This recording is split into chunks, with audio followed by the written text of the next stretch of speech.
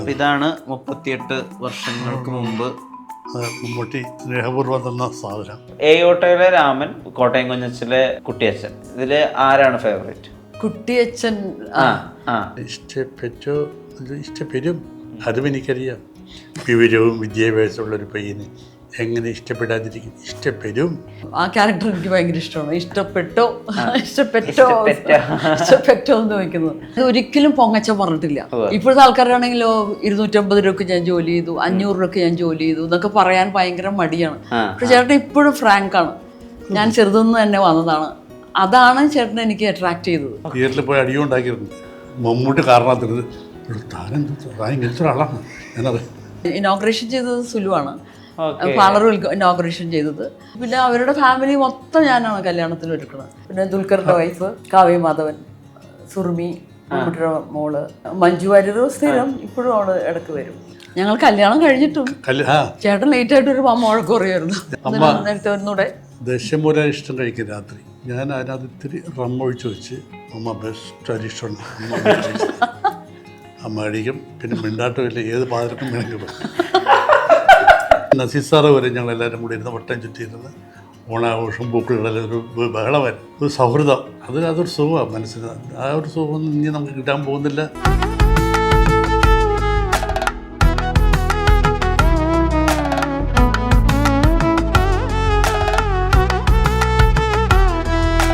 Every wedding unforgettable. Joya Lucas, world's favorite jeweler. വെറും 7,990. കിടിലൻ ഓഫറുകൾ ഇടാൻ തുടങ്ങിയപ്പോൾ അത് കിടിലമണിയായിട്ട് 7,990 ഇട്ടിരിക്കുന്നത്. 365 ദിവസം നമുക്ക് ഓഫറുള്ള ഷോപ്പാണ് നിലമ്പൂർ ഫർണിച്ചർ മാർട്ട്, ഷൊർണൂർ, വെട്ടിക്കാട്ടിരി. 55 വർഷങ്ങൾക്ക് മുമ്പ് സിനിമാ ജീവിതം 75 രൂപ ഉപജീവനത്തിന് ആരംഭിച്ച മനുഷ്യന് ഇന്നും എല്ലാ വർഷവും ഒരു സിനിമ റിലീസ് വീതം ഉണ്ട് എന്ന് പറയുന്നത് അത്ഭുതകരമായൊരു കാര്യമാണ്. നടൻ കുഞ്ചനാണ് ചേരുന്നത്. കൂടെ അദ്ദേഹത്തിൻ്റെ ഭാര്യ ശോഭയും. രണ്ടുപേരും മൂവി വേൾഡിൻ്റെ ഒരു ഓണം എപ്പിസോഡിന് സ്പെഷ്യൽ ഗസ്റ്റുകളായി ചേരുന്നു. നമസ്കാരം. നമസ്കാരം. മൂവി വേൾഡ് മീഡിയയിലേക്ക് സ്വാഗതം. അത് തീർച്ചയായിട്ടും ഒരു വലിയ അച്ചീവ്മെൻ്റ് തന്നെയാണ് സാർ. അതായത് ഏകദേശം ഒരു 1/2 നൂറ്റാണ്ടോളം ഒരു പ്രൊഫഷണൽ തന്നെ നിൽക്കുക എന്ന് പറയുന്നത് എളുപ്പമല്ലല്ലോ. അത് ദൈവാധീനമാണ്. അങ്ങനെ ഞങ്ങൾ പോകുന്നത്. പിന്നെ നമ്മൾ മര്യാദക്ക് ജീവിക്കുകയാണ്, നല്ല രീതിയിൽ പോകാം. നമ്മുടെ വഴി തെറ്റുമ്പോഴാണ് ഈ പ്രശ്നം. നമ്മൾ ബഹുമാനിക്കുക, സ്നേഹിക്കുക, ഇതൊക്കെ ഇതിൻ്റെ ഈ സിനിമയുടെ ഒരു ഘടകമാണ്. ചോറാണ് ആദ്യം മനസ്സിലാക്കുക. നമ്മുടെ ജീവിത പ്രശ്നമാണ് മനസ്സിലായി. അത് നോക്കി പോയി കഴിഞ്ഞാൽ ഒരു കുഴപ്പമില്ല. ഞാൻ മറ്റുള്ളവരെ കണ്ട് ജീവിക്കാതിരുന്നാൽ ഞാനായിട്ട് ജീവിക്കുക. ഞാൻ തൊട്ട് അയൽവാസിയാണ് മമ്മൂട്ടിയെ കണ്ട് ഞാൻ ജീവിക്കരുത്. എനിക്ക് 5 രൂപ 5 രൂപയിൽ നാം ജീവിക്കാൻ പഠിക്കണം. 5 രൂപ കടം വായിക്കുമ്പോഴാണ് പ്രശ്നങ്ങൾ. അതുകൊണ്ട് ഇങ്ങനെ തട്ടിമുട്ടി ഇതുവരെയൊക്കെ എത്തി. ദൈവത്തിന് നന്ദി. അത്രേ ഉള്ളൂ. 85-ലാണ് വിവാഹം എന്നാണ് മനസ്സിലാക്കിയിട്ടുള്ളത്. അപ്പോൾ ഏകദേശം 40 വർഷമാകുന്നു. ഇത്രയും വർഷങ്ങൾ 40 വർഷങ്ങൾ കംപ്ലീറ്റ് ചെയ്യാൻ എന്താ സഹായിച്ചിട്ടില്ലെന്ന് തോന്നിയിട്ടില്ല? ഞങ്ങൾ രണ്ടുപേരുടെയും മ്യൂച്വൽ അണ്ടർസ്റ്റാൻഡിങ്. അതായത് ഞാൻ ചേട്ടനെ സപ്പോർട്ട് ചെയ്യും, ചേട്ടൻ എന്നെ സപ്പോർട്ട് ചെയ്യും. ചേട്ടൻ്റെ പ്രൊഫഷനായിട്ട് ഇതുവരെ ഞാൻ ഷൂട്ടിംഗ് കാണുക ഒന്നും ചെയ്തിട്ടില്ല. ഞാൻ 40 വർഷമായിട്ട് ഞാൻ ഷൂട്ടിങ്ങിനേ പോയിട്ടില്ല. എന്നുവെച്ചാൽ ഞാൻ അത്രയും ബിസി ആയിരുന്നു. ഞാൻ രാവിലെ എണീക്കും, ജോലി ചെയ്യും. അതായത് 24/7 ജോലി ചെയ്ത ആളാണ് ഞാൻ. ഒരു ദിവസം പോലും ഓഫ് എടുത്തിട്ടില്ല. 2 കുട്ടികളെ പ്രസവിക്കാവുന്ന സമയത്ത് റെസ്റ്റ് എടുത്തു, അത്രേ ഉള്ളൂ. അപ്പോൾ ഐ വാസ് വെരി ബിസി. അപ്പോൾ ഞാൻ ചേട്ടൻ്റെ കാര്യങ്ങൾ അങ്ങനെ ബോദർ ചെയ്യാറില്ല. എനിക്ക് എവിടെയെങ്കിലും ഷൂട്ടിംഗ് പോകാൻ നേരത്ത് ഞാൻ പോകണേ എന്ന് പറഞ്ഞ് ഫോണിൽ കൂടി പറയും, ഓക്കെ പറയും. പിന്നെ ചേട്ടൻ എല്ലാ ദിവസവും കുട്ടികളെ നന്നായിട്ട് ചേട്ടൻ തന്നെ നോക്കും. 2 കുട്ടികളാണ് ഞങ്ങൾക്ക്. രണ്ടുപേരെയും ചേട്ടൻ തന്നെ നോക്കും. ഞങ്ങൾ തമ്മിൽ അങ്ങനെ. എനിക്ക് ഒട്ടും സമയം ഉണ്ടായിട്ടില്ല ചേട്ടന്റെ കാര്യം ശ്രദ്ധിക്കാനും. പക്ഷെ അത് റിഗ്രറ്റ് ആണ് എനിക്ക്. അന്ന് ഇത്രയും ബ്യൂട്ടി പാർലറൊന്നും ഇല്ല. 85-ല് ഞാൻ കണ്ടിരുന്നു. കഴിഞ്ഞ ദിവസം സമൃദ്ധയുടെ ഒരു ഫോട്ടോ ഇട്ടുണ്ടായിരുന്നു. അത് മോള് മേക്കപ്പ് ആർട്ടിസ്റ്റ്. അത് അവളുടെ ഫ്രണ്ടാണ്, ക്ലാസ്മേറ്റ്സ് ആണ് അവര്. കോളേജിൽ ഒന്നിച്ച് പഠിച്ചത്. സാർ, ഇപ്പൊ ഞാൻ ഒരിടത്ത് വായിച്ചിട്ടുണ്ട്, സാറ് വൈഫിനോട് പറഞ്ഞിട്ടുണ്ട്, അതായത് എനിക്ക് എന്റെ പാത്രങ്ങൾ നീ കഴുകണ്ട, എന്റെ തുണി ഞാൻ തന്നെ മടക്കി വെച്ചോളും, എനിക്ക് വേണ്ടി രാത്രി ഭക്ഷണം കഴിക്കാൻ നീ കാത്തിരിക്കുകയും വേണ്ട എന്നുള്ളത്. പക്ഷെ ഇപ്പോഴൊക്കെയാണ് പിന്നെ ഈ മ്യൂച്വൽ അണ്ടർസ്റ്റാൻഡിങ് അല്ലെങ്കിൽ വേവ് ലെങ്ത് വൈബ് എന്നൊക്കെ ആളുകൾ പറഞ്ഞു തുടങ്ങിയത്. പക്ഷെ അന്നോട്ടെ അങ്ങനെ പറയുന്ന ഒരു ഭർത്താവ് റയർ ആയിരുന്നില്ലേ? ഞാൻ എൻ്റെ ജോലി ചെയ്യുന്നവർ അവൾ ഷീസ് വെരി ബിസി ആ ടൈം. പിന്നെ ഈ ജോലിയും കഴിഞ്ഞുകൊണ്ട് ഈ പാത്രം അലക്കൽ ഒന്നും വേണ്ട, നമുക്ക് ആരോഗ്യമുള്ള കാലത്തോളം അതിനൊപ്പം നിൽക്കുക. അതാണ് ഞങ്ങളുടെ ജീവിതം ഇത്ര കാലം വരെ ഒരു കുഴപ്പമില്ലാതെ പോയത്. അങ്ങോട്ട് മ്യൂച്വൽ അണ്ടർസ്റ്റാൻഡിങ് ഇതില്ലേ. ഒരു തുണി മടക്കി വെച്ചൊന്നും ഞാൻ ചെറുതായി പോകും, ഒന്നുമില്ലല്ലോ. നമ്മൾ നമ്മളായിട്ട് ജീവിക്കും. നമുക്ക് നമ്മുടെ കൊച്ചു കുടുംബം ദ നെസ്റ്റ് എന്ന് പറയുന്ന പിന്നെ എൻ്റെ വീടിൻ്റെ പേര് തന്നെ കൊച്ചു കൂട്. അതിനകത്ത് ഞങ്ങൾ സന്തോഷമായിട്ട് ജീവിക്കണം. ഇപ്പോഴും ഒരു കുഴപ്പമില്ലാതെ പോകുന്നു. ദൈവത്തിന് നന്ദി പറയാന്നല്ലത്. ഞാൻ പറയട്ടെ, ഒരു അണ്ടർസ്റ്റാൻഡിങ് അല്ല. ഇപ്പോൾ മാറി, ഇപ്പോൾ വേറെ സ്റ്റൈലൊക്കെ മാറി. പിന്നെ എൻ്റെ മദർ എൻ്റെ കൂടെ ഉണ്ടായിരുന്നു. ഇപ്പോൾ 2 വർഷം മുമ്പ് പുള്ളിക്കാരത്തി മരിച്ചത്. അപ്പോൾ ആ ഒരു സേഫ്റ്റി എനിക്ക് ഭയങ്കര ഗുണം ചെയ്തു. കുട്ടികളെ നോക്കാനും വളർത്തിയെടുക്കാനും. പിന്നെ നല്ല ഹെൽപ്പേഴ്സ് ഉണ്ടായിരുന്നു വീട്ടിൽ. Okay okay okay okay sir, ഇപ്പം അന്ന് കാലങ്ങളിൽ ഈ ഓണം സെറ്റുകളിൽ ഒരുപാട് ആഘോഷിച്ചിട്ടുണ്ടല്ലോ. അപ്പൊ ഈ അന്ന് കാലത്ത് എന്ന് പറയുമ്പോൾ ഈ കാരവൻ കൾച്ചറും ഇല്ല, ആളുകൾ ഈ കസാരയിട്ട് വട്ടം കൂടിയിരിക്കുന്ന സമയമാണ്. ആ കാലത്ത് ഒരു ഓണാഘോഷത്തിലുള്ള ആ ഒരു ടുഗദർനെസ് ഉണ്ടല്ലോ, അതിനെ പറ്റി പറയാമോ? അത് നമുക്ക് ഒരുപാട് ബന്ധങ്ങളുണ്ട്, ഒരുപാട് സന്തോഷമുണ്ട്. കാരണം ഒരു ഒത്തൊരുമ എന്ന് പറയുന്നത് നമുക്ക് അന്നേ കാണാൻ പറ്റും. ഇപ്പോൾ ഏതെങ്കിലും റൂമിൽ ഒരു കാര്യം വെക്കുന്ന അവിടെ ചിലപ്പോൾ ഓണാഘോഷിക്കുമായിരിക്കും. ഇതങ്ങനെയല്ല. ഇവൻ നസീസാറ് വരെ ഞങ്ങളെല്ലാവരും കൂടി ഇരുന്ന് വട്ടം ചുറ്റിയിരുന്ന് ഓണാഘോഷം പൂക്കളിടലും ഒരു ബഹളമായിരുന്നു, ഒരു സൗഹൃദം. അതൊരു സുഖമാണ് മനസ്സിന്. ആ ഒരു സുഖമൊന്നും ഇനി നമുക്ക് കിട്ടാൻ പോകുന്നില്ല. കാരണം ആരും കുറ്റം പറയുകയല്ല, എല്ലാവരും ജീവിക്കാനുള്ള പരക്കം പാച്ചിലും. സാർ അധികം ഷൂട്ടിങ്ങിന് വേണ്ടിയിട്ട് പുറത്തൊക്കെ ഉണ്ടാകുന്ന സമയത്ത് ഈ ഓണം വിഷു ക്രിസ്മസിലൊന്നും ചിലപ്പോൾ ഇവരെ കിട്ടിക്കൊള്ളണമെന്നില്ലല്ലോ. അതിനെങ്ങനെ മാനേജ് ചെയ്തിരുന്നത്? അപ്പം എങ്ങനെയാ നിങ്ങളത് ആളുടെ ആബ്സെൻസിൽ ഓണം എങ്ങനെയാ മാനേജ് ചെയ്തിരുന്നത്? ഞാൻ മിക്കവാറും ചേട്ടനെ വിളിച്ച് ഓണത്തിനകത്ത് എത്തിക്കാൻ നോക്കുമായിരുന്നു. പിന്നെ ഈ 40 വർഷത്തിൽ ഒരു 4-5 ദിവസം വർഷം മാത്രമേ ഉണ്ടാവാതിരുന്നിട്ടുള്ളൂ. അപ്പോഴേക്കും കുട്ടികൾ വലുതായി. അവര് തന്നെത്താനെ പൂക്കളമിടും, ഞാനും കൂടി കൂടും. അത്തം തുടങ്ങി കുറച്ച് ചെറിയ ചെറിയ പൂക്കൾ എല്ലാ ദിവസവും ഇടും. വിപുലമായ ആഘോഷ പരിപാടിയൊന്നുമില്ല. ഒരു കുടുംബജീവിതം, പെൺകുട്ടികളായതുകൊണ്ട് അവരങ്ങ് ഏറ്റെടുത്തു എല്ലാം, പൂക്കളിടലും എല്ലാം. അതുപോലെ ഈ പറയുന്നത് കേട്ടിട്ട്, ഞാൻ മോഹൻലാലും മമ്മൂട്ടിയും ഒന്നും അല്ല, ചിലപ്പോ കഞ്ഞിയായിരിക്കും, ചിലപ്പോ ബിരിയാണി ആയിരിക്കും. ഭയങ്കര റിയലിസ്റ്റിക്, അന്നോട്ടെ ഭയങ്കര സത്യമായിട്ട് പറഞ്ഞ ശരിക്കും പറഞ്ഞാൽ അതാണ് എനിക്ക് ചേട്ടന് ഏറ്റവും വലിയ അട്രാക്ഷൻ. അതായത് ഒരിക്കലും പൊങ്ങച്ചം പറഞ്ഞിട്ടില്ല. ഇപ്പോഴത്തെ ആൾക്കാരാണെങ്കിലോ 250 രൂപയ്ക്ക് ഞാൻ ജോലി ചെയ്തു, 500 രൂപയ്ക്ക് ഞാൻ ജോലി ചെയ്തു എന്നൊക്കെ പറയാൻ ഭയങ്കര മടിയാണ്. പക്ഷെ ചേട്ടൻ ഇപ്പോഴും ഫ്രാങ്കാണ്. ഞാൻ ചെറുതെന്ന് തന്നെ വന്നതാണ്. അതാണ് ചേട്ടനെ എനിക്ക് അട്രാക്ട് ചെയ്തത്. അതിനെ പെണ്ണ് കാണാൻ വന്നപ്പോൾ ചിലപ്പോൾ ഞാൻ കഞ്ഞിയായിരിക്കും, ചിലപ്പം ബിരിയാണി ആയിരിക്കും, ചിലപ്പോൾ ഞാൻ ഫ്ലൈറ്റിൽ പോവും. ആ ഫ്ലൈറ്റിൽ പോകണ കാശ് എൻ്റെ അല്ല, അത് പ്രൊഡ്യൂസ് തരുന്നതായിരിക്കും. അപ്പോൾ ആദ്യമേ തന്നെ എൻ്റെ മനസ്സിലാവും. അപ്പോൾ ഞാൻ വിചാരിച്ചു ഹീസ് വെരി സിൻസിയർ. പിന്നെ തന്നെ ഭയങ്കര ഒരു എന്താ പറയുക, കല്യാണം കഴിഞ്ഞ് വന്നു തുടങ്ങി ഹീസ് എ ഫാമിലി മാൻ. കുട്ടികൾ, ഫാമിലി എന്നൊക്കെ പറഞ്ഞാൽ ചേട്ടൻ്റെ പാഷൻ എന്ന് പറഞ്ഞാൽ ഫാമിലി, അതായത് വീട് നോക്കുക, വീട്ടിലെ കാര്യങ്ങൾ. ഞാൻ വീട്ടിലെ കാര്യങ്ങൾ സത്യം പറഞ്ഞാൽ നോക്കിയിട്ടേ ഇല്ല. അതായത് വീട്ടിൽ ഇൻറ്റീരിയർ ചെയ്യാൻ ഭയങ്കര ഇഷ്ടമായിട്ടുണ്ട്. അത് ഇങ്ങനെ, അതാണ് പാഷൻ. അപ്പോൾ ദിവസവും ഇങ്ങനെ ചെയ്തുകൊണ്ടിരിക്കും. ഇപ്പോൾ 6 മാസം കഴിഞ്ഞാൽ നിങ്ങൾ വന്ന വേറൊരു ലുക്കായിരിക്കും. അതാണ് പാഷൻ. ജോലിക്കാരെ കൊണ്ട് തൊടിപ്പിക്കില്ല, എല്ലാം ക്രിസ്റ്റലും അതും ഇതൊക്കെ അത് പൊട്ടിച്ച് കളയും. അങ്ങനെ അതാണ് ജീവൻ. ഫാമിലി, കുടുംബം, മക്കളെ എന്ന് പറഞ്ഞാൽ രാവിലെ തുടങ്ങി വൈകുന്നേരം. ഇപ്പം ഞാൻ ഒന്ന് വഴക്ക് പറയാൻ പോലും സമ്മതിക്കില്ല, മുണ്ടിപ്പോരുത്. മുമ്പ് വരെയും ചോദിക്കായിരുന്നു, മകൾ ഉറങ്ങുമായിരിക്കും അല്ലേ?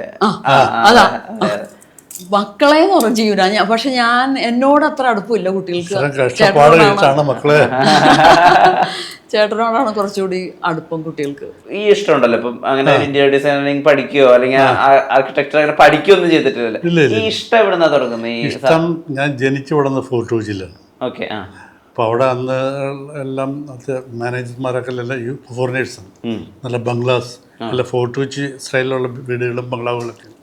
അപ്പോൾ അന്ന് ചെറുപ്പത്തിലൊക്കെ ഞാനിങ്ങനെ അവിടെ പോയി നിൽക്കുന്നത് എന്തൊരു ഭംഗിയാണ്, എന്തൊരു സ്റ്റൈലാണ്.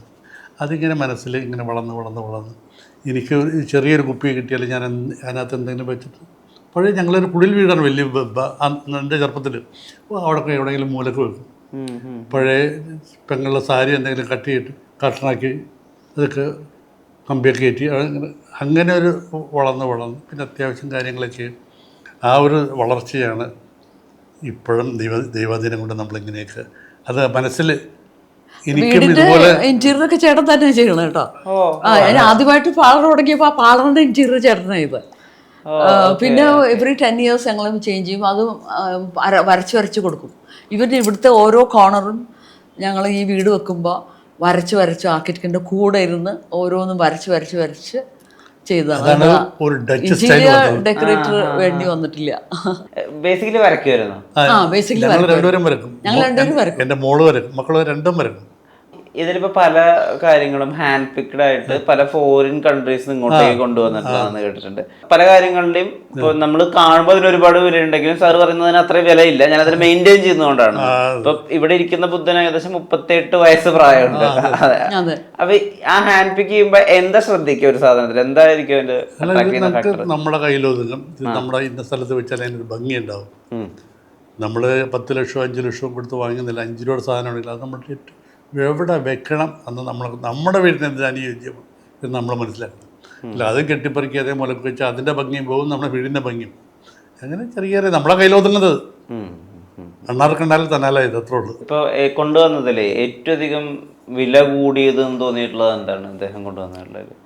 പൈസയുടെ വില അല്ല കേട്ടോ, അതല്ലാതെ എനിക്ക് ഈ ബുദ്ധ തന്നെയാണ്. ഈ ബുദ്ധ കളക്ഷൻസ് ഏറ്റവും ഇഷ്ടപ്പെട്ട എനിക്ക് ആ ബുദ്ധൻ തന്നെയാണ്. എന്നുവെച്ചാൽ മനസ്സിലൊരു സമാധാനം, ഒരു പോസിറ്റീവ് ആറ്റിറ്റ്യൂഡ് കാണുമ്പോൾ തന്നെ ഒരു ഫീലിംഗ് ആണ്. ഭർത്താവിൻ്റെ അതേ സ്വഭാവമുള്ള ഒരാളായത്. ഈ ഹ്യൂമർ സ്വഭാവം ഞാൻ ഇന്റർവ്യൂകൾ കാണുന്ന കാലം തൊട്ട് അല്ലെങ്കിൽ സിനിമയിൽ കാണുന്ന കാലം തൊട്ട് ഈ ഹ്യൂമർ സ്വഭാവം ഉണ്ട്. എന്ത് കണ്ടാലും ഇപ്പൊ ഈ ബുദ്ധന്റെ കാര്യം പറയുന്ന സമയത്ത് താഴെയാണ് മരം, മുകളിലാണ് ബുദ്ധൻ. സാധാരണ ബുദ്ധൻ മരത്തിന് താഴെയല്ലേ ഇരിക്കുക എന്നാണ് പറയുന്നത്. അതൊരു ഒബ്സർവേഷണൽ സ്കില്ലാണല്ലോ. അപ്പം ഇത് തുടക്കകാലം മുതൽ ചെറുപ്പം തൊട്ടേ ഇങ്ങനെ തന്നെയാണ് എന്ത് കണ്ടാലും? ഞാൻ പഠിക്കുന്ന കാലത്തൊക്കെ ഇങ്ങനെ തന്നെയായിരുന്നു. ക്ലാസ്സിൽ മോഹൻ, എൻ്റെ ശരിക്കുള്ള പേര് മോഹൻദാസ് എന്നാണ്. ഇന്ന് മോഹൻദാസ് വന്നല്ലോ, ഒരു അനക്കില്ലല്ലോ. അപ്പം ഞാൻ എന്തെങ്കിലും വളിപ്പൊക്കെ പറഞ്ഞ് എല്ലാ പിള്ളേരും ചിരിപ്പിക്കുക അങ്ങനെയായിരുന്നു. പിന്നെ ചിരിക്കാൻ കഴിവെന്ന് പറഞ്ഞാൽ ദൈവാധീനമാണ്.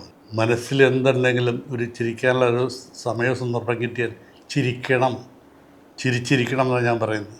ഇതെല്ലാം കൂടി ഉള്ളിൽ ഒതുക്കി വെച്ചിട്ട് വേദനിച്ചിട്ട് എന്താ കാര്യം? നമുക്കൊരു ദുർബല നിമിഷമുള്ളൂ. നാളെ അനിയനെ കണ്ട് എനിക്കൊരു ഗുഡ് മോർണിംഗ് പറയാൻ അവസരം തന്നാൽ താങ്ക് ഗോഡ്. That's all. ഇപ്പം മണി എത്രയും 11:05. We are still alive. ഇപ്പോഴും നമ്മൾ ജീവിച്ചുകൊണ്ടിരിക്കുന്നു. ദൈവത്തിന് നന്ദി പറയുക, അത്രേ ഉള്ളൂ. ചാർലി ചാപ്ലിനും അല്ല ഭയങ്കര ഇഷ്ടമാട്ടോ. കല്യാണം കഴിഞ്ഞു കഴിയുമ്പോഴാണ് എനിക്ക് ചാർലി ചാപ്ലിൻ ആരാന്ന് മനസ്സിലായത്. ചാർലി ചാപ്ലിൻ്റെ ജീവിതം മുഴുവനും എവിടെ പോയാലും ചാർലി ചാപ്ലിൻ്റെ ഇവിടെ ഉണ്ട് വലിയൊരു ലൈവ് ഫോട്ടോ ഉണ്ട്. പിന്നെ ചാർലി ചാപ്ലിൻ്റെ കളക്ഷൻ അവിടെ ഇരുന്ന കപ്പ് കണ്ടോ, അതിൽ ചായ കുടിക്കാം. ചാർലി ചാപ്ലിൻ്റെ തലയുള്ളത്. ചാർലി ചാപ്ലിന് ഭയങ്കര ഇഷ്ടമായിരുന്നു. ലോറൽ ആൻഡ് ഹാർഡി അങ്ങനത്തെ ബെസ്റ്റ്. അത് അമേരിക്കയിലൊക്കെ പോകുമ്പോ ചെറിയ അവാർഡ് കൊടുക്കുന്നതാണ്. ഓസ്കറൊക്കെ ചുമ്മാ അങ്ങനെ ഇരിക്കട്ടെ.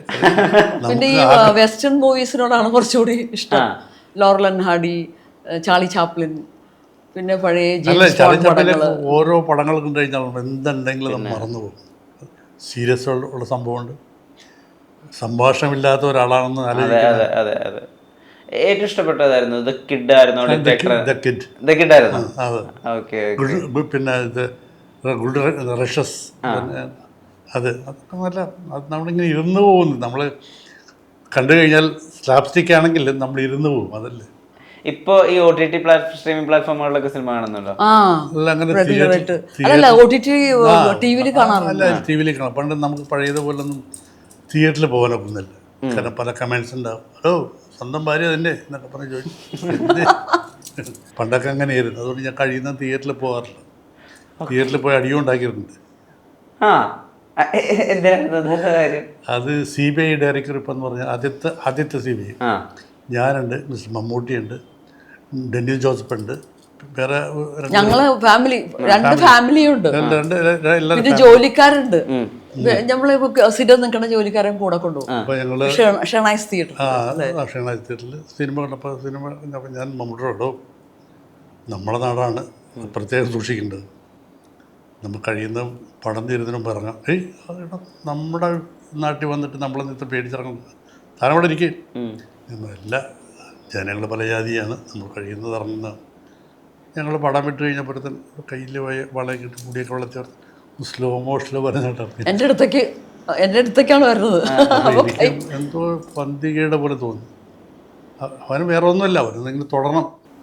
ഞാനുണ്ട്, ശോഭയുണ്ട്, സുലുവുണ്ട്, മമ്മൂട്ടിയൊക്കെ ഉണ്ട്. ശോഭയുടെ പുറകിൽ ഇങ്ങനെ ഒന്നവന് വേറെ ഒന്നുമില്ല, ഒന്ന് തോന്നണം. ഇത് വരെയും ഈ കഴിക്കഴിഞ്ഞാൽ എനിക്ക് തോന്നുന്ന വിധത്തിൽ പെരുമാറക്കാർ സിറ്റുവേഷനാണ്. നമ്മളെല്ലാം റൗഡിയായിട്ടല്ല. നമ്മളെ മകളോ മക്കളൊക്കെ ഒരുത്തൻ തോണ്ട് നമ്മളൊക്കെ മാറുമല്ലോ. ഒരു 5-6 അടി അടിച്ച് അന്ന് ചെടിച്ചടിച്ചൊക്കെ വീണ് ആളുകൾ വന്ന് ആളുകളൊക്കെ വന്നിട്ട് എന്താ ഞാൻ പറഞ്ഞു, നമ്മുടെ സ്വന്തം നാട്ടിൽ ഒരു സിനിമ കാണാൻ വരാൻ പറ്റിയില്ലെങ്കിൽ ഞങ്ങളെവിടെ, അവനെവിടെ, പിന്നെ അവൻ ഏറെ നിൽക്കുന്നു. ജനങ്ങൾ കൊണ്ടുപോയി മമ്മൂട്ടി കാരണത്തിരുത് താൻ ഇങ്ങനത്തെ ഒരാളാണ് ഞാനറിയാം. ഞാൻ പറയുന്നത് ഇത് കൈകാര്യം ചെയ്യുന്നത് നമ്മുടെ സിറ്റുവേഷനാണ്. ഒരു ഒരു അല്ല ഡെന്നീസ് ജോസഫ് ഇവരൊക്കെ കാരണത്ത് കിടന്ന് ഇങ്ങനെ ടക്കട്ട് ആരും ഇല്ല, പിന്നെ ഞാൻ മാത്രമുണ്ട്. ആദ്യമായിട്ടാണോ അങ്ങനെ ഒരു വീരമുഖം കണ്ടത്? അല്ല, അങ്ങനെ പെട്ടെന്ന് റിയാക്ട് ചെയ്യും കേട്ടോ. എന്തെങ്കിലും കണ്ട അപ്പം റിയാക്ട് ചെയ്യും. അപ്പൊ ഞാൻ പിള്ളേർ പറഞ്ഞു, അച്ഛ അങ്ങനെ ചെയ്യല്ലേ, അച്ഛക്ക് അടി കിട്ടും കേട്ടോ. അങ്ങനെ കൊച്ചു പിള്ളേർ റോട്ടിൽ കൂടി ഇവിടെ ആണെങ്കിലും ഇങ്ങനെ പോകുന്നതാണ്, മക്കളെ അങ്ങനെ വേണ്ടട്ടാ.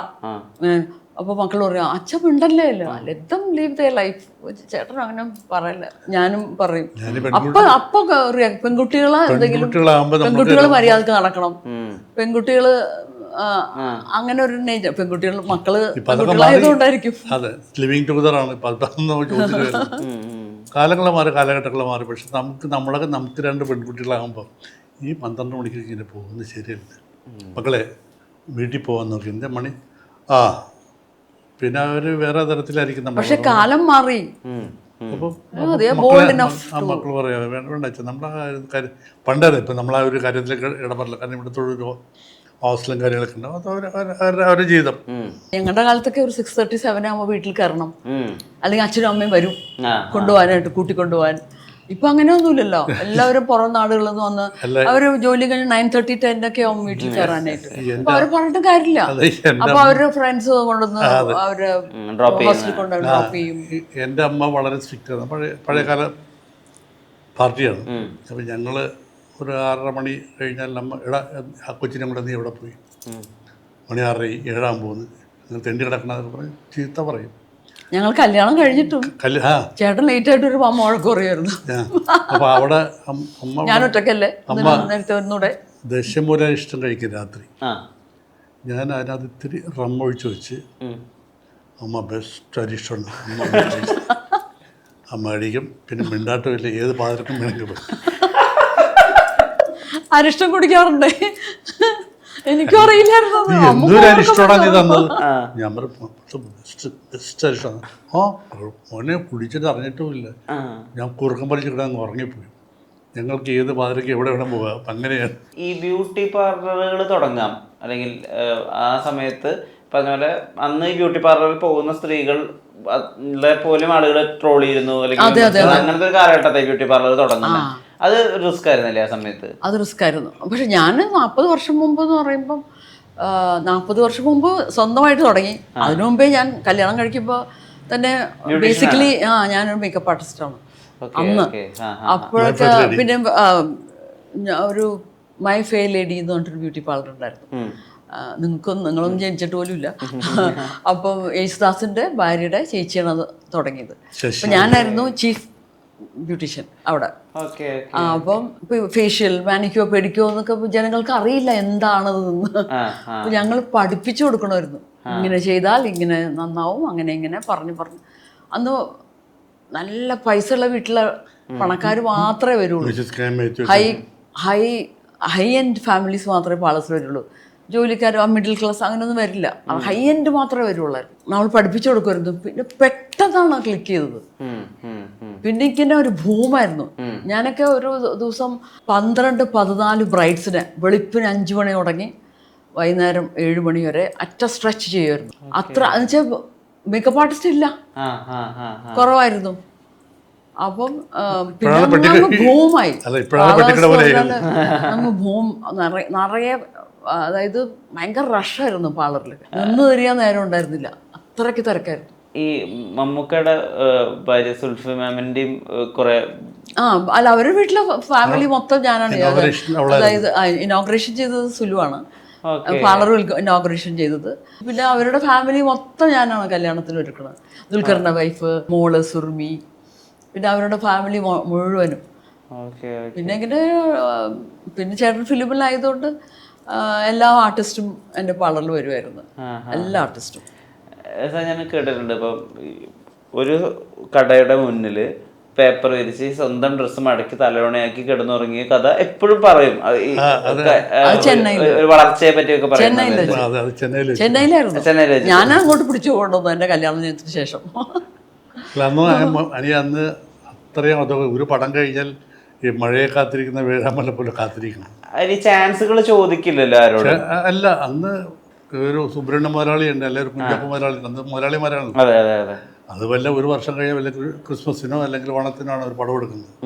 അത് സ്ഥിരം നാടകവേദി കുറച്ച് ആളുകൾ ആർട്ടിസ്റ്റ് കാണാം. നസീർ, KP ഉമ്മർ, അങ്ങനെ ബാസി.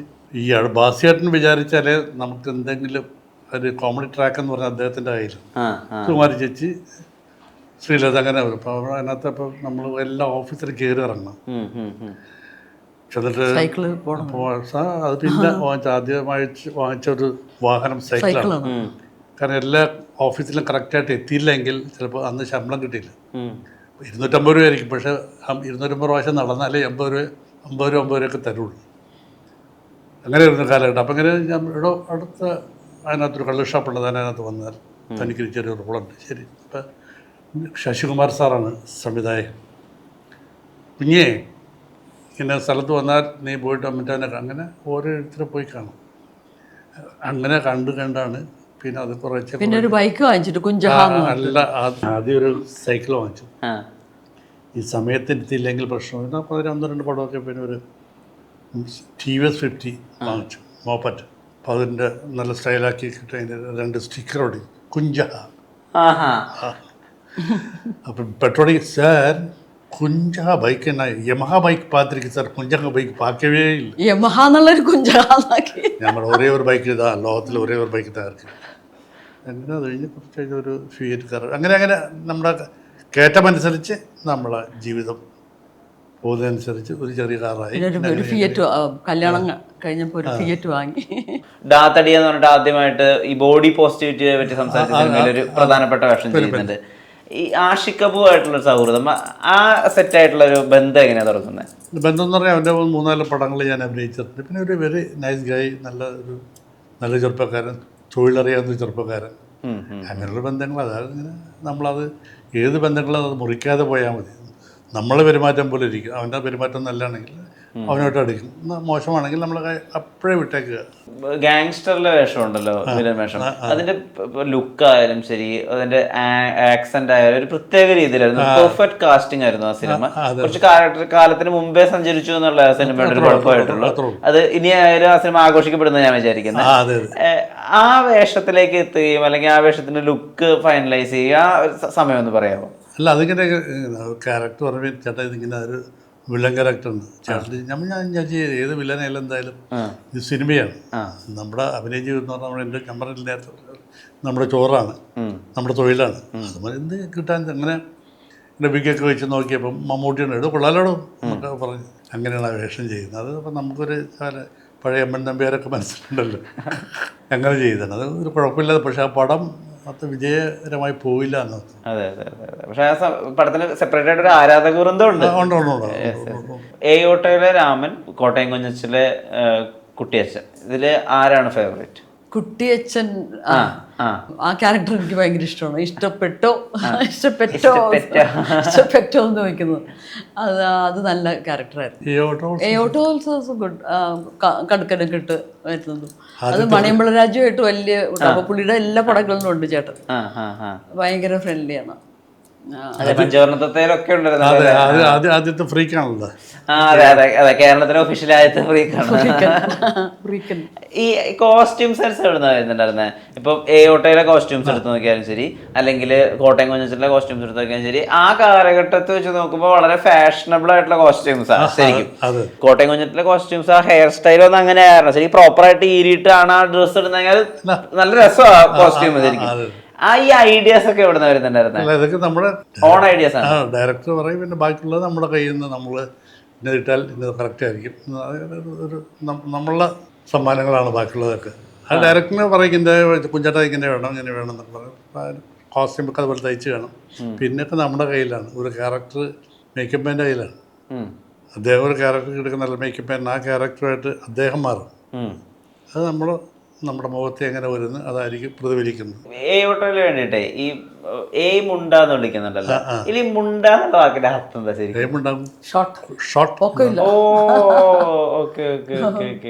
അതാണ് അതിനകത്ത് ഉദ്ദേശിച്ചിട്ടുള്ളത്. വേണുനാഗവല്ലി ഈ കോസ്റ്റ്യൂമിൽ ആദ്യമായിട്ട് കണ്ട സമയത്തെ എന്താ പറഞ്ഞതെന്ന് ഓർമ്മയുണ്ടോ? അതൊരു ആംഗ്ലൻ ലുക്കാണല്ലോ, ഗംഭീരമായിരിക്കും എന്നല്ല എന്നൊക്കെ പറയും. പിന്നെ ശ്രീനിവാസനും കൂടെ ഉണ്ടല്ലോ ഇന്നത്തെ. ശ്രീനിവാസനെ കളിയാക്കുന്നതാണല്ലോ മെയിൻ. എന്നെ ഇതൊക്കെ ഞാൻ പറഞ്ഞത് അനിയത് ഒത്തു കിട്ടുന്നതാണ് നമ്മുടെ കയ്യിലല്ല. ചിലത് നമ്മുടെ കയ്യിൽ ഒതുങ്ങും, ചിലത് കൈ വിട്ടുപോകും. ഇത് ആളുകളങ്ങനെ കയറി പിടിച്ച് ഇപ്പോഴും എനിക്ക് ഈ ഗേറ്റിൻ്റെ വെളിയിൽ പോയി പിള്ളേർ കണ്ട് ഇപ്പോഴും പിള്ളേരെ മനസ്സിൽ ഇപ്പോഴും ഉണ്ടെന്നുള്ളതാണ്. ഹായ് മിണ്ട എന്നൊക്കെ പറയുമ്പോൾ നമ്മുടെ ഒരു ആ മനസ്സിൽ ആ ഒരു സുഖമുണ്ടല്ലോ. അതിൽ ഇഷ്ടപ്പെറ്റോ എന്ന് ചോദിച്ചാൽ ഇഷ്ടപ്പെട്ടു. അതൊക്കെ ചേട്ടൻ്റെ കയ്യിൽ തന്നെ. അത് ഇങ്ങനെ ഈ ഡയലോഗ് പറഞ്ഞപ്പോൾ ഇങ്ങനെ ഒരു സ്റ്റൈലായിട്ട് ഡെന്നിസ് സ്റ്റൈലായിട്ടൊരു പയ്യനാണ്. എൻ്റെ വളരെ പരിഷ്കാരിയാണ്. അപ്പോൾ മനസ്സിലങ്ങനെ അങ്ങനെ ഈ ലാംഗ്വേജ് ഒന്ന് അങ്ങനെ ചേഞ്ച് ചെയ്താണ്. ഇഷ്ടപ്പെറ്റോ ഇഷ്ടപ്പെരും, അതും എനിക്കറിയാം. വിവരവും വിദ്യാഭ്യാസമുള്ളൊരു പയ്യന് എങ്ങനെ ഇഷ്ടപ്പെടാതിരിക്കും, ഇഷ്ടപ്പെരും. ഒരുപാട് ബഡ്ഡിങ് ആയിട്ടായിരുന്ന ആക്ട്രസ്സുകളുടെ ഒരു ആദ്യ സ്റ്റേജ് ഓഫ് മേക്കപ്പ് ചെയ്തിട്ടുള്ളത് മാമാണെന്ന് കേട്ടിട്ടുണ്ട്. ഇപ്പം രമ്യ നമ്പീശൻ, റീമ കല്ലിങ്കൽ, അവരുടെയൊക്കെ അങ്ങനെ എടുത്തു പറയാവുന്ന അല്ലെങ്കിൽ ഓർമ്മയിൽ നിൽക്കുന്ന. അതായത് എനിക്ക് ഏറ്റവും ഞാൻ ആദ്യം ഒരു ആർട്ടിസ്റ്റ് ഉണ്ണിമേരി, പഴയ ഉണ്ണിമേരിയുടെ ഞാൻ കല്യാണത്തിൽ വിളിക്കുന്നത്. അന്ന് തുടങ്ങി ഇങ്ങോട്ട് ഗീതു മോഹൻദാസ്, ദിവ്യ ഉണ്ണി, അന്നത്തെ കല്യാണം കഴിക്കുന്നവരൊക്കെ ഞാൻ ഒരുക്കൊണ്ടിരുന്നത്. പിന്നെ ദുൽഖറിന്റെ വൈഫ് കാവ്യ മാധവൻ, സുർമി, മമ്മൂട്ടിയുടെ മോള്, പിന്നെ ഒരുപാട് ആർട്ടിസ്റ്റ് പറയുന്ന ഒത്തിരി ആർട്ടിസ്റ്റിനെ ഒരുക്കിയിട്ടുണ്ട്. പിന്നെ അല്ലാതെ തന്നെ ആർട്ടിസ്റ്റ് എല്ലാം ചേട്ടൻ്റെ ആ ഒരു ഇൻഫ്ലുവൻസ് ആണ് എനിക്ക് ഒരുപാട് ഗെയിൻ കിട്ടിയിട്ടുണ്ട്. പണ്ടത്തെ നടിമാർ അംബിക, ഗീത, പഴയ ഗീത, പഞ്ചാഗ്നി ഗീത, പൂർണിമ ജയറാം, പിന്നെ മഞ്ജു വാര്യർ സ്ഥിരം ഇപ്പോഴും അവിടെ ഇടയ്ക്ക് വരും. അങ്ങനെ പക്ഷെ ഞാൻ ഈ സോഷ്യൽ മീഡിയയിൽ അത്ര ആക്റ്റീവ് അല്ല. വന്ന ഉടനെ നമ്മൾ ഭയങ്കര ഫാമിലി ഫ്രണ്ട്സ് ഭയങ്കര ഫ്രണ്ട്ലി ആയതുകൊണ്ട് വന്ന ഉടനെ ഫോട്ടോ എടുത്ത് വെക്കുക, അതെനിക്ക് ഇഷ്ടമില്ലാത്ത കാര്യമാണ്. അവരുടെ പ്രൈവസിക്ക് വേണ്ടി വരികയാണ്. ഞാൻ അതിൻ്റെ ഇടയിൽ കൂടി ഒന്ന് ഫോട്ടോ എടുക്കില്ല, അതെനിക്ക് ഒട്ടും ഇഷ്ടമില്ലാത്ത കാര്യമാണ്. ഞങ്ങളൊക്കെ വരുമ്പോൾ മൗത്ത് ടു മൗത്ത് പബ്ലിസിറ്റി ആയിരുന്നു അന്നൊക്കെ, social media, word of mouth. പക്ഷെ ഇപ്പോഴാണ് ഈ സോഷ്യൽ മീഡിയ. പക്ഷെ അതൊട്ടും എനിക്ക് ബിഫോർ ആൻഡ് ആഫ്റ്റർ, ഒരു ബ്രൈഡ് വന്നിരുന്ന അപ്പം തന്നെ ആദ്യത്തെ ലുക്ക്, പിന്നെ അത്. പക്ഷെ ഞങ്ങളുള്ള കാലത്ത് അങ്ങനെയല്ല, എല്ലാം കഴിഞ്ഞ് ഒരു ഫോട്ടോ എടുക്കും. കാലഘട്ടങ്ങളിലെ വ്യത്യാസം. പക്ഷെ ഇപ്പോഴത്തെ എനിക്ക് ഒട്ടും പരിചയമല്ല അങ്ങനെ ചെയ്യണം. പക്ഷെ ഒരു ഇൻസൾട്ടായിട്ട് തോന്നുന്നു എനിക്ക് ആദ്യം വന്നുകൊണ്ടിരിക്കും. പിന്നെ അതിനെ മേക്ക് ഓവർ ചെയ്ത് പിന്നെ വേറൊരു ലുക്ക് വരുന്നതും. പക്ഷെ എനിക്കിപ്പോഴും ആ നാച്ചുറൽ മേക്കപ്പാണ് ഇഷ്ടം, നാച്ചുറൽ ലുക്ക്. ഇപ്പൊ കല്യാണം കഴിഞ്ഞാലും ആ കുട്ടീനെ മനസ്സിലാക്കണം, ഇന്ന ആളാണെന്ന്, ആ കുട്ടി തന്നെയാണെന്ന്. പക്ഷെ വേറൊരു ലുക്ക്, വേറൊരു ഫിലിം സ്റ്റാറിൻ്റെ ലുക്കൊക്കെ കൊടുക്കുക. എല്ലാവർക്കും അതിൻ്റെതായിട്ട് ആ ഇൻഡിവിജ്വാലിറ്റി ഉണ്ട്. ഇപ്പം അങ്ങനെയല്ല, എല്ലാവരും ഒരേ ലുക്കാണ്, ഒരേ ലുക്ക്, ഒരേ ഹെയർ സ്റ്റൈല്. പണ്ടൊക്കെ ഞങ്ങൾ ആ ഫേസിന് അനുസരിച്ച്, ആ ഫീച്ചേഴ്സ് അനുസരിച്ചാണ് മേക്കപ്പ് ചെയ്യുന്നത്. എന്നോട് ഈ അടുത്ത് ശ്വേതമേനോനും പറയുന്നുണ്ടായിരുന്നു. അതായത് വന്നിട്ട് ഇപ്പോൾ ഈ കൊറിയൻ ഗ്ലാസ് കാര്യങ്ങളൊക്കെ വന്നതിന് ശേഷം എല്ലാ നടിമാർക്കും അല്ലെങ്കിൽ എല്ലാവരും ഒരേ ലുക്ക്, ഇങ്ങനെ തിളങ്ങുന്ന ഒരു ലുക്ക്. ഈവൻ ഐബ്രോസ് ആണെങ്കിലും കണ്ണാണെങ്കിലും എല്ലാവരും അതുപോലെ അങ്ങോട്ട് ആക്കിക്കൊണ്ടിരിക്കുന്നു. പക്ഷെ ആ ഒരു ഞാൻ പറഞ്ഞ ദൈവം എല്ലാവർക്കും മുടിയാണെങ്കിലും ഒരിടയ്ക്ക് അങ്ങ് സ്ട്രെയിറ്റ് ഹെയർ, എല്ലാവരും ഒരേപോലെ സ്ട്രെയിറ്റ് ഹെയർ, ആ ഒരു ഇൻഡിവിജ്വാലിറ്റി ഇല്ല. കേളി ഹെയർ ആണെങ്കിൽ ആ കേളി ഹെയർ തന്നെ മെയിൻറ്റെയിൻ ചെയ്യണം. അതിൻ്റെ ഒരു പിന്നെ ആ ആർട്ടിഫിഷ്യലായിട്ട് കെമിക്കൽ ട്രീറ്റ്മെൻറ്റ്സും ചെയ്ത് മുടി ഡാമേജ് ആകലും ആവശ്യമുണ്ടെങ്കിൽ ചെയ്താൽ മതി. ഇപ്പോൾ ഐബ്രോസ് ആണെങ്കിലും മൈക്രോ ബ്ലേഡിംഗ് ഒക്കെ ചെയ്ത്, ശരിക്കും പറഞ്ഞാൽ യങ്സ്റ്റേഴ്സിന് അതിൻ്റെ ആവശ്യമില്ല. അവർ ആ നാച്ചുറൽ ലുക്ക്, അവർക്ക് നല്ല തിക്ക് ഐബ്രോസ് ആണ്, അത് തന്നെ മെയിൻറ്റെയിൻ ചെയ്തോ. അതിനിടെ അതിൻ്റെ മുകളിൽ കൂടി പോയി മൈക്രോ ബ്ലേഡിങ് ചെയ്ത് തിക്കാക്കി, അപ്പോൾ ആ കുറച്ച് കഴിയുമ്പോൾ കാണുമ്പോൾ ആ കുട്ടി തന്നെയാണോ അത്, വേറൊരു ലുക്കാണല്ലോ. കുറച്ച് 2 മിനിറ്റ് കഴിയുമ്പോൾ നമുക്ക് ആളാണെന്ന് മനസ്സിലാവുള്ളൂ. അതൊരു ഭയങ്കര ഒരു എക്സ്ട്രീമായിട്ട് വരുന്നത് മേക്ക് ഓവർ എന്നും പറഞ്ഞിട്ട് മേക്ക് ഓവർ ഓരോരുത്തർക്ക് ദൈവം ഇൻഡിവിജ്വാലിറ്റിയാ കൊടുത്തത്, അത് തന്നെ എൻഹാൻസ് ചെയ്താൽ മതി. അത് താല്പര്യമില്ല. Natural look. ശ്രീ മമ്മൂട്ടിയുമായിട്ടുള്ള സൗഹൃദം വളരെ പ്രസിദ്ധമാണ്. അദ്ദേഹത്തിന് വീട് വാങ്ങിച്ചു കൊടുത്തുള്ളത് കുഞ്ഞുചേട്ടനാണെന്നും പറഞ്ഞു കേട്ടിട്ടുണ്ട്. വാങ്ങിച്ചു കൊടുക്കാൻ അതിനെ ഒരുക്കി കൊടുക്കുക, പണം കൊടുക്കാതല്ല. ഇപ്പോഴും വീട്ടിലെ സ്ഥിരം സന്ദർശകനാണ്. അവരുടെ ഓരോ ഫംഗ്ഷൻ ഞങ്ങള് എല്ലാ ഫംഗ്ഷനും നമ്മൾ അവരുടെ വീട്ടിൽ പോവാറ്. പിന്നെ മമ്മൂട്ടിയുടെ ഭാര്യ സുലു, അവിടെ എൻ്റെ ജ്യേഷ്ഠൻ്റെ കൂട്ടുകാരൻ്റെ മകളാണ്. ചെറുപ്പം മുതൽ അറിയാം, ആ ഒരു ബന്ധമാണ്. പിന്നെ ഇങ്ങനെ വളർന്ന് പിന്നെ ഇവിടെ വാങ്ങിക്കാൻ വന്നപ്പോൾ ഞങ്ങളാണ് ആദ്യം വീട് വെച്ചത് ഈ വീട്ട്. അപ്പോൾ ഈ ഏരിയ നോക്കാൻ വന്നപ്പോൾ ആ കുഞ്ചേട്ടൻ വീട് ഇവിടെ ഉള്ളപ്പോൾ ഓപ്പോസിറ്റ്. അപ്പോൾ ഞാൻ പറയടോ, തനിക്കാരൻ ചോദിച്ചാൽ പറയല്ലേ, ഒരു അഡ്രസ്സ് ചോദിച്ചാൽ കുഞ്ചിൻ്റെ വീടിനടുത്താണെന്ന് പറയല്ലേ. അപ്പോൾ അവള് തീരുമാനിച്ചു. ഇപ്പോൾ ഞങ്ങൾ ഫ്രണ്ട്ലി ആണല്ലോ ഫാമിലി ആയിട്ട്. അപ്പോൾ എന്തായാലും നീ ഇവിടെ ഉണ്ടല്ലോ, ഞങ്ങൾ ഇത് തന്നെ മേടിക്കാം. ആ ഒരു ഇതുകൊണ്ടാണ് അവൾ ഇവിടെ തന്നെ വാങ്ങിച്ചത്. ഇപ്പൊ അവരിവിടെ ഇല്ല, അവർ വേറെ വീട് വെച്ചു, പുതിയ വീട്ടിലേക്ക് പോയി. ഇപ്പൊ ഇത് റെന്റിന് കൊടുക്കണം, സ്റ്റേക്കേഷൻ കൊടുക്കുന്നുണ്ട്. ഇപ്പം അദ്ദേഹം ചെറിയ തമാശകൾക്ക് പോലും വലിയ രീതിയിൽ പൊട്ടിച്ചിരിക്കുന്ന ഒരു മനുഷ്യനാണെന്ന് കേട്ടിട്ടുണ്ട്. അപ്പൊ കൊഞ്ചേട്ടൻ്റെ ഒരു ഹ്യൂമറസ് സ്വഭാവം ഉണ്ടല്ലോ, അതും അമ്മയ്ക്കും അതിന്റെ അനുഭവങ്ങൾ അല്ലെങ്കിൽ നിങ്ങൾ രണ്ടുപേരും ചേരുമ്പോൾ ഉണ്ടാകുന്ന എനർജി എന്ന് പറയാം. ഞങ്ങൾ സിന്തറ്റിക്കല്ലേ, ഞങ്ങളുള്ള കാര്യം തമ്മിൽ പറഞ്ഞ് രസമായിട്ട് പറയും. അദ്ദേഹം പറയും ഇങ്ങോട്ട്, ഞാനും അങ്ങോട്ട് പറയും. അവർ സിനിമ ആക്ടേഴ്സിൻ്റെ പ്രവർത്തനമോ അല്ലെങ്കിൽ ഇതൊന്നുമല്ല, വലിപ്പച്ചെറുപ്പങ്ങളില്ല, ഒരു പെരുപ്പിക്കലില്ല. അല്ല, ഈ ഷോർട്സ് ഇട്ടോണ്ട് നേരെ വീട്ടിലോട്ട് കയറിച്ചല്ലേ. പുള്ളി പറയും, ഒരേ ഒരു ആള് എൻ്റെ വീട്ടിൽ ഷോർട്സ് ഇട്ടത്, വീട്ടിൽ നിന്ന് നേരെ വന്ന് കയറുന്നത് താൻ മാത്രമാണോ എന്ന് പറയും. ഞങ്ങൾ സൗഹൃദ ബന്ധക്കാർ ചേട്ടനും അനിയനെ പോലെയായിരുന്നു. ചേട്ടൻ ബാവ അനിയൻ ബാവ എന്ന് പറയുന്നത്. ചേട്ടൻ ബാവാന്ന് വിളിക്കും, അനിയൻ ബാവാന്ന് വിളിക്കും, പിന്നെ ചിലപ്പോ അമ്മായിയപ്പാന്ന് വിളിക്കും. ചേട്ടനെ സുലുവിന് എന്തെങ്കിലും പറഞ്ഞു, ചേട്ടൻ ഭയങ്കര സെൻസിറ്റീവാ, സുലുവിന് വഴക്ക് പറയണമെന്ന് ഇഷ്ടമല്ല. അപ്പൊ ഞാൻ എന്തിനാണ് വെറുതെ വന്നല്ലോ അമ്മായിയപ്പൻ, അങ്ങനത്തെ ഒരു ബന്ധമാണ്. പിന്നെ പിള്ളേരൊക്കെ ഒന്നിച്ച് വളർന്നാണ്. അദ്ദേഹത്തെ പറ്റി പറയുമ്പോൾ സാർ എപ്പോഴും വാചാലനാവുന്ന മറ്റൊരു അദ്ദേഹം കൂടിയുണ്ട്, അത് പ്രേം നസീറാണ്. അദ്ദേഹത്തിന്റെ മകനെ എടുത്ത് മരണപ്പെട്ടു പോയി. അപ്പൊ പ്രേം നസീർ സാറുമായിട്ട് സാറിന്റെ ഒരു അനുഭവം ഞാൻ വായിച്ചത്, സാർ ഒരു വട്ടം ഈ ബോംബെയിൽ നിന്ന് കുറെ പുതപ്പുകളുമായിട്ട് വരുമ്പോ സാറിനെ സഹായിക്കാൻ വേണ്ടിട്ട് ആ പുതപ്പുകൾ മൊത്തം പ്രേം നസീർ വാങ്ങിച്ചു എന്നുള്ളതാണ്. അങ്ങനെയുള്ള മനുഷ്യന്മാർക്ക് ഉണ്ടാവുന്ന ഒരു ഹൃദയശുദ്ധി ഉണ്ടല്ലോ സാർ, അങ്ങനത്തെ മനുഷ്യരെ സാർ ഇപ്പൊ മിസ് ചെയ്യുന്നുണ്ടോ? അല്ല, ഞാനിപ്പോൾ ഒന്ന് സിനിമയിൽ വരുന്നവർ മിക്കവരും ഞാൻ ആരും കുറ്റം പറയല്ല, ആത്മാർത്ഥത വളരെ കുറവാണ്, സിന്തറ്റിക്കാണ് മുഴുവൻ. കാരണം നമ്മൾ അപ്പം കാണുമ്പോൾ അപ്പാന്ന് വിളിക്കുന്ന പാർട്ടികളാണ് കൂടുതൽ. പിന്നെ അതിൽ നിന്നൊക്കെ ചില തിരുവുകളൊക്കെ കിട്ടുന്നതാണ്. കൂട്ടത്തിൽപ്പെട്ടാണ് നസീർ സാർ. അദ്ദേഹം ഒറ്റയാനായിരുന്നു. കാരണം വരുന്നത് സിനിമയിൽ വരുന്നത് ഒരു മേക്കപ്പ് പാൻ ഉണ്ടാവും, കാറുണ്ടാവും, സ്വന്തമായിട്ട് സോമൻ എന്ന് പറഞ്ഞൊരു വ്യക്തിയാണ് മേക്കപ്പ് പാൻ, പുള്ളി മേക്കപ്പ് ചെയ്യും, ഷർട്ടൊക്കെ ഒരു പിന്നെ ഒരു സ്റ്റാൻഡിടും. ഇപ്പോൾ വരുന്ന ഹെൽപ്പേഴ്സൊക്കെ കുറവായിരുന്നു അന്നും പിന്നെ പുള്ളിക്ക് അത് ഇഷ്ടമല്ല. പുള്ളി വളരെ സൗമ്യനും ഒറ്റയാനുമായിരുന്നു. വന്നു കഴിഞ്ഞാൽ ഇപ്പോൾ ഒരു ഷർട്ട് എടുക്കുന്ന 10 പേര് കാണും. കാലങ്ങളുടെ വ്യത്യാസം, കാലഘട്ടങ്ങളുടെ വ്യത്യാസമാണ്. തുച്ഛമായ കാശ് കൊണ്ടാണ് സിനിമയ്ക്ക് എടുക്കുന്നത്. നസീർ സാറിന് 25,000 രൂപ ശമ്പളം, അന്നൊക്കെ വലിയൊരു എമൗണ്ടാണ്. ഏറ്റവും കൂടുതൽ ശമ്പളം വാങ്ങിക്കുന്ന വ്യക്തിയാണ്. പടയോട്ടം എന്ന് പറഞ്ഞ പടത്തിലാണ് അദ്ദേഹം 1,00,000 രൂപ വാങ്ങിച്ചത്. അന്ന് അത് വലിയൊരു വാർത്തയായിരുന്നു. പിന്നെ നസീർ സാർ 1,00,000 രൂപ വാങ്ങിച്ചത്. ഇപ്പോൾ അത് കോടിയായി, ലക്ഷം കോടിയായി. ഇപ്പം അതൊക്കെ മാറി. ഇപ്പോൾ വരുന്ന ഞാൻ പറയും, ഇപ്പോൾ കുട്ടികൾക്കൊന്നും അനുഭവങ്ങളില്ല.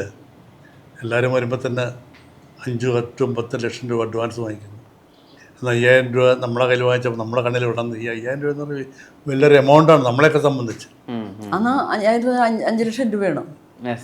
അതെ, അതും 10 പ്രാവശ്യമായിട്ട് കിട്ടുള്ളൂ, അത്രയുള്ളൂ, വേറെ കുഴപ്പമൊന്നുമില്ല. അന്നും ഈ വണ്ടി ചെക്കുകളും ഒരിക്കലും അതെ, അത് ഇപ്പോഴും ഉണ്ട് 2 കിലോ കൊടുക്കാനായിട്ട്. അന്ന് അതേ ഉള്ളു കൂടുതൽ വണ്ടി ചെക്ക്. അല്ല, അതേ ഞാൻ പറയുന്നത്. അന്നും ഇതൊക്കെ തന്നെ, നമുക്ക് മാത്രമല്ല പല ആർട്ടിസ്റ്റും അന്നൊക്കെ വണ്ടി ചെക്ക് വരുമായിരുന്നു. പല ആർട്ടിസ്റ്റും അങ്ങനെ ഇല്ലട്ടോ. ഇപ്പൊക്കെ മാറിയിട്ട് ഇപ്പൊ ഡിജിറ്റലല്ല, അതൊക്കെ മാറിയല്ല. അന്ന് അങ്ങനെയായിരുന്നു. അന്ന് ഈ പറ്റിക്കപ്പെട്ടിട്ട് പിന്നെ അവരോട് കലഹത്തിനൊക്കെ പോയി ചോദിച്ചു കഴിഞ്ഞാൽ അടുത്ത പടം ഉണ്ടാവും ഇല്ല എന്നുള്ള സംശയം വരും. അപ്പോൾ ചിലപ്പോൾ പടം ഉണ്ടായില്ല, അയാൾ വന്ന പ്രശ്നമാണെന്ന്, ഒരു കാശ് കൊടുത്തില്ല എന്ന് പറയാനുള്ള പ്രശ്നമൊക്കെ ഉണ്ടാക്കി എന്ന് പറഞ്ഞാൽ പോക്ക.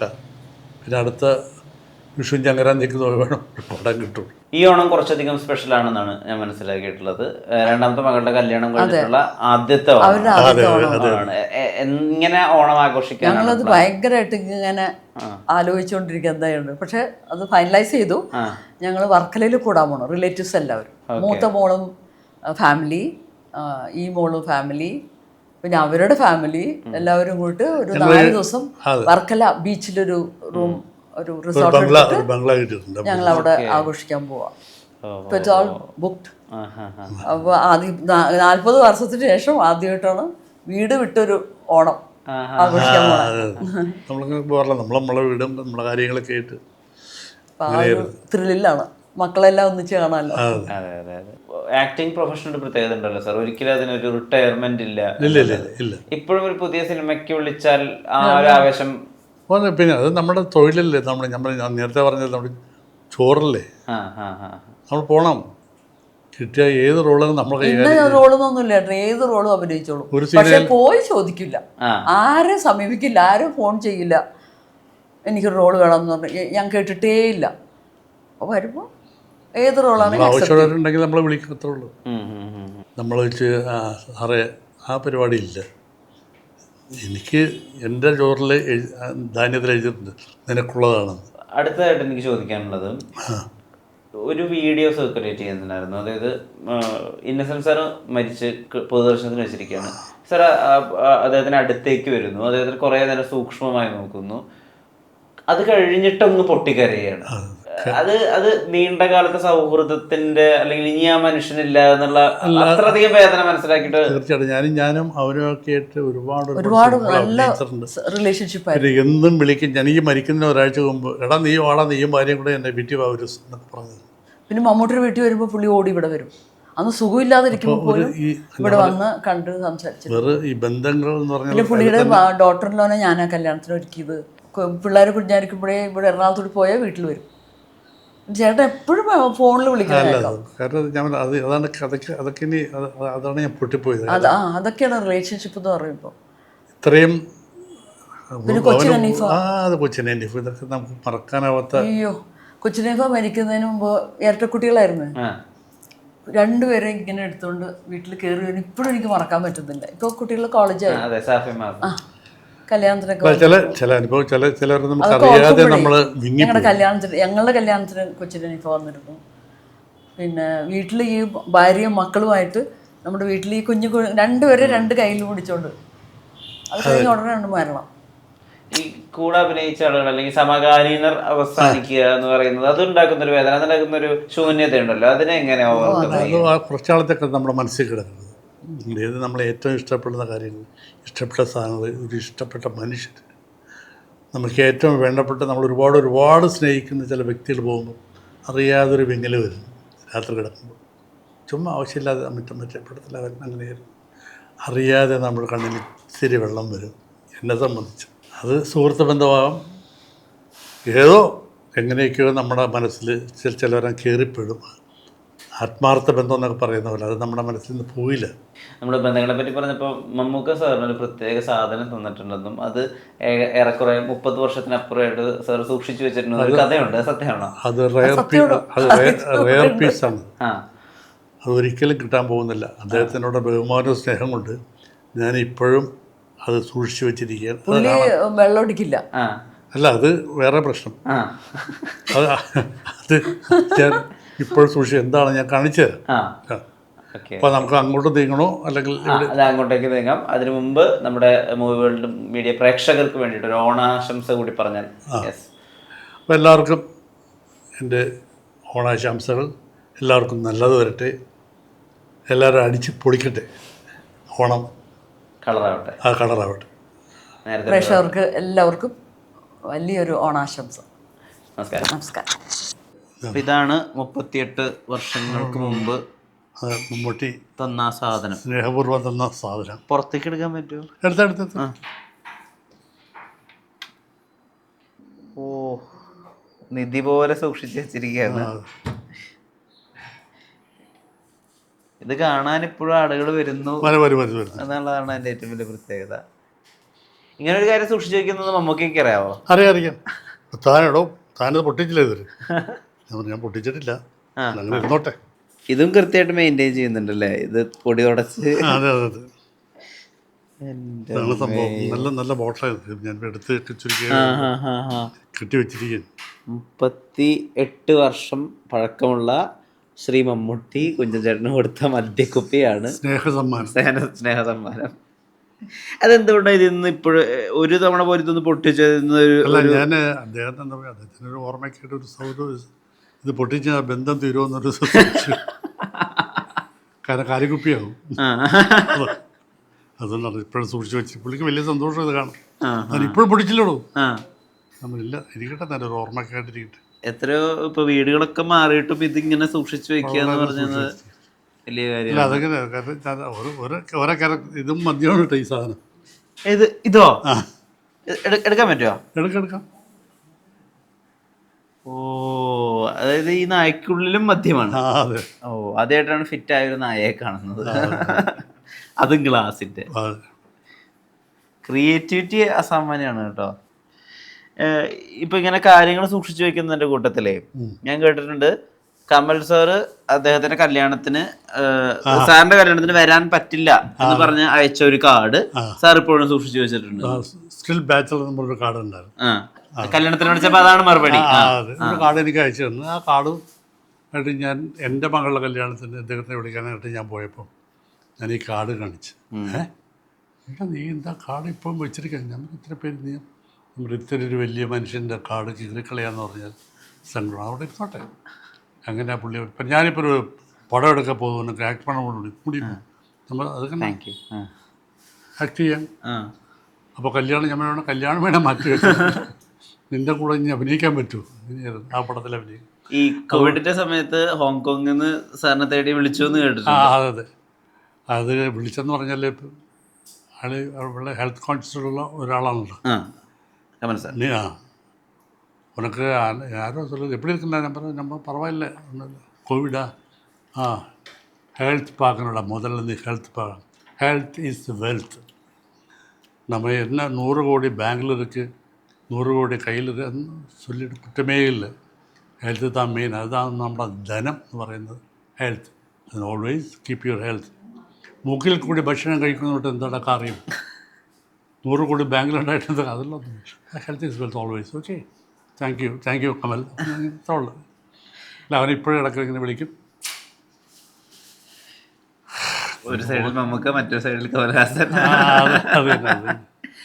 ഈ ബന്ധങ്ങൾ സൂക്ഷിക്കുന്നതിൻ്റെ ഒരു സീക്രട്ട് കൂടി പറഞ്ഞിട്ട് ഈ വീഡിയോ അവസാനിപ്പിക്കും. അല്ല, ഈ ബന്ധങ്ങൾ എന്ന് പറഞ്ഞാൽ ചില ആളുകളെ നമ്മൾ ഈ ആത്മാവുള്ളത് പോലെ, നമ്മുടെ ആത്മാവിട്ട് പോയാൽ ആ ബന്ധങ്ങൾ പോലെ അങ്ങനെയുള്ള ബന്ധങ്ങളുണ്ട്. അതൊക്കെ ഇപ്പോൾ ഈ ഇന്നസെൻ്റ്, പപ്പുവേട്ടൻ, അങ്ങനെ ഒരുപാട് പേര് നമ്മളെ വിട്ടു. അവരൊക്കെ ഒന്നേ ഉണ്ടായിട്ടുണ്ട്. ശങ്കരഹരി ചേട്ടൻ, അതൊക്കെ അല്ല ഞാൻ ചോദിക്കുന്നത്, സാർ ബന്ധം ഇപ്പോൾ ഇത്രയും ഫ്രണ്ട്ഷിപ്പുകൾ ഉണ്ടല്ലോ, ഇത്രയും വർഷത്തെ ഫ്രണ്ട്ഷിപ്പുകൾ കാത്തു സൂക്ഷിക്കുകയാണല്ലോ. ഈ സാറിൻ്റെ ഒരു കണ്ണില് ഈ ബന്ധങ്ങളെ കാത്തു സൂക്ഷിക്കാൻ വേണ്ടി സാർ ചെയ്യുന്നതായിട്ട് എന്താ തോന്നിയിട്ടില്ല? കാരണം എനിക്ക് ആരുമായിട്ട് ഒരു പരിവുമില്ല. ആരായാലും ഞാൻ അവളോട് സ്നേഹപൂർവ്വം പെരുമാറുള്ളൂ. അത് ചിലവർ നമ്മുടെ ഉൾക്കൊള്ളും, ചില നമ്മുടെ ഹൃദയത്തിൽ പതിയും. അതിൽപ്പെട്ട ആളുകളാണ് ചിലപ്പോൾ മമ്മൂട്ടി, മോഹൻലാൽ, അങ്ങനെ മണിയമ്പിള്ള രാജൊക്കെ വളരെ ഹൃദയത്തിൽ ക്ലോസ്. അതങ്ങനെ പോവും. അത് നമ്മളെ പെരുമാറ്റവും ബന്ധങ്ങളൊക്കെ പോലെ ഇരിക്കും. പെരുമാറ്റം നന്നാവണം. അപ്പോൾ നേരത്തിന് ഒരുപാട് നന്ദി. ഒരിക്കൽ കൂടി ഹാപ്പിയാണ്. Thank you. Make every wedding unforgettable. Joya Lucas, world's favorite jeweler. വെറും 7,990. കിടിലൻ ഓഫറുകൾ ഇടാൻ തുടങ്ങിയപ്പോൾ അത് കിടിലമണിയായിട്ട് 7,990 ഇട്ടിരിക്കുന്നത്. 365 ദിവസം നമുക്ക് ഓഫറുള്ള ഷോപ്പാണ് നിലമ്പൂർ ഫർണിച്ചർ മാർട്ട്, ഷൊർണൂർ, വെട്ടിക്കാട്ടിരി.